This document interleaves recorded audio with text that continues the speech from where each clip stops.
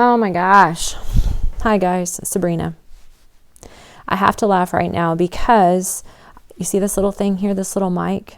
I just recorded this whole video and got it exactly the way I wanted, only to find out I wasn't wearing this and you couldn't hear me. So let's try this again, shall we? So last week I went through a long video, and I'm sorry it was so long. Most of you probably didn't even watch it, and I don't blame you. But it was talking about why depression's real, how depression is real, and went through all the pathophysiological components of it, of explaining the brain as an organ and how it can malfunction. So I did have some questions from some people that were asking about the size of the brain. I talked about when you have depression, how the size of the brain can actually, it can deteriorate because of the level of cortisol from stress and other things that affect it. And can that be regenerated? And if it does do that, am I always going to be stuck in this spot? And will I always feel like this? And is there any hope for me, or should I just throw in the towel? My answer is no, no, no, don't throw in the towel. And although the brain is not like a lizard's tail that when it gets chopped off, it doesn't regenerate, it does have the capacity and the ability to rewire and reroute. And I want to talk about a couple little things. I'm going to try to make this like 10 minutes or less. The first thing is this. I read two things. The first one is neurons that fire together wire together. And that might sound really funny, but when we're talking about neurotransmitters and the fact that you have to have these and they connect these neural impulses that make you think, feel, or behave a certain way, it's important to know that you can program things to happen like that. The second thing is this. Our incoming experiences are compared to our past experiences, and that's what produces our responses. So let's say that you've had a really bad experience in the past eating seafood. So the one time you had seafood, you went and threw up really profusely, and so now you associate seafood with vomiting. Are you going to want seafood again? No. Anytime anybody talks about seafood, what do you think about? Getting sick. So you don't have a good experience with that, and so you're not going to want that. It's very similar. That's how our brains work. It's a fascinating component that when you do something a certain way and you have a certain response, that's the way that you're always likely going to view those types of experiences. I consider it to be like driving. And don't lie and tell me that no one else has ever done this, because I know you have. How many times do you drive to work? I mean, 90% of my time driving from my house out to the main highway is to go to work. And so when I get to that stop sign, instead of turning right to go to the post office, I'm going to turn left to go to the hospital. So let's say that yesterday I wanted to go to the post office and I start driving. Well, what happens? My mind checks out. It's engaged in thoughts. It's thinking about other things I've got to get done or whatever else I'm going through and dealing with. And so I get to the stop sign, still not thinking about it. I'm looking for traffic. The next thing I know, I turn left, and 10 minutes later, I'm going, I don't work today. Oh my gosh, Sabrina. I'm supposed to go the other way. So what do I have to do? Find a way to turn around and go the other way. So that is a lot like our brains. Our brains have this amazing ability to just go. They form these neural pathways, and every time, over and over, that's the way that they're going to do things. So even though we might lose some of the tissue and the volume and the functionality of the brain, they've got this amazing ability to compensate. Okay, so what happens? Well, there's a couple different therapies. The first thing that I highly recommend is antidepressants. And I recommend that because with those that are dealing with depression, like myself, we have a lack of the neurotransmitters, either serotonin, dopamine, norepinephrine, some of the other things. Those antidepressants help them to stay in the body longer, help your body to quit breaking them down as quickly, or they help your body to produce them more efficiently. And so that's key, to be able to have those. First of all, you can't use what you don't have. So being able to get those and have that is crucial. The second part of it is cognitive behavioral therapy. And this is not a quick fix. It's not something that you automatically go into one session and you're like, oh, bam, I'm fixed. I get this. No. But what it does is, over time, you learn how to rewire your brain. You learn how to create new neural pathways. so that the experiences that you have don't elicit the same negative responses that they've been eliciting all these years.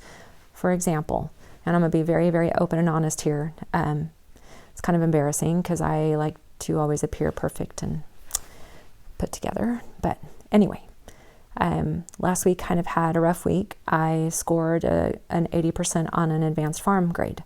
Some people might be saying, oh, well, that's fine. And I'm not saying it's not okay. And I'm not putting anyone down that does that. I have to put my disclosures out there. But the bottom line is I don't score that low on tests usually. I strive very hard to get the best grades I can get. Part of that is for my drive, my need to be perfect. But on top of that is I want to do the best I can, and I want to understand this material. If I didn't score as well as I wanted to, that means I didn't get it. I didn't study the right components of it. The bottom line was I didn't have time. I had a lot going on. I had extra things I had to get done, and I was struggling and dealing with some stuff. So whatever my reasons, I didn't score like I wanted to. Here's where I recognize the benefit of this past years of therapy. A year ago, Sabrina would have said, "You're so stupid. You should just not even be here. You're the biggest mistake ever made. You're never going to amount to anything. You're going to be a horrible nurse practitioner. Why would you even keep going? You can't even get that right. Come on." That would have been a year ago, maybe even a few months ago. Now, maybe this doesn't seem like a great, huge leap or success, but Sabrina this past week said, "God, Sabrina, you're so stupid. You should have done this. You shouldn't have done that. If you'd have done this, you could have figured this out. God, you're stupid. You're not going to figure this out. Why are you even doing this? Is it even worth it?" Now, what I did next was the key. I stopped myself. First of all, I wasn't telling myself to go starve, and I wasn't saying that I shouldn't exist. I wasn't calling myself the biggest mistake. Was I calling myself stupid? Yeah. Was I still doubting my ability and my goal and my dream? Yeah. But what's bigger is the fact that I stopped myself. Now, that's what cognitive therapy does. Cognitive behavior therapy helps you identify your core beliefs. Most of the time they're wrong. So telling myself that I'm stupid is wrong. IQ-wise, I know I'm not stupid. I could look at that and tell you I'm not stupid, but that's not my core belief about myself. My core belief is that I'm dumb and I'm not going to amount to much. So it helps me identify those core beliefs. It helps me identify the lies that I'm telling myself. Helps me identify the behaviors that I do those things with, and then it helps me to stop them. The eventual part is I'm going to start replacing them with good truths. The fact that God created me for a purpose, and that He made me as smart as I'm going to be, and that I can get even smarter by studying and doing the right kinds of things, and that I can achieve and I can accomplish. And He created me for such a time as this. And those are the truths that I know that are biblical. Am I able to put them to myself yet? No, I have a really hard time doing that. And I'd be lying if I said that I'm successful there. But where I am successful is that I've stopped myself from telling myself how stupid I am at that moment. And do I have to do it over and over? Yeah, but I'm able to do it. And that's the key. I've been able to stop myself from doing those things. So cognitive behavioral therapy is teaching me how to recognize that the bad wiring and the behavioral that goes along with it. And I'm learning how to rewire. So eventually, just like driving, when I take this pathway that time over and over and over, eventually that's going to be my final pathway with this. And eventually I hope to get to the point where instead of saying, "God, you're so stupid," I'm going to go, "Well, I guess you could have done this differently, or we could have studied here." That would be better. And I do have that hope. I hope I can get there. And the reason I have that hope is for two things. First of all, like I said, I'm a Christian, and I believe that God has created me. And if God is telling me, number one from the Bible, to take captive my thoughts, that means I'm capable. He wouldn't tell me to take captive my thoughts if I weren't capable of doing it. The second thing is He talks about the power in the tongue, how it has life or death. And although my tongue's not sticking out, stabbing anyone in the heart, like physically, it is cutting myself down.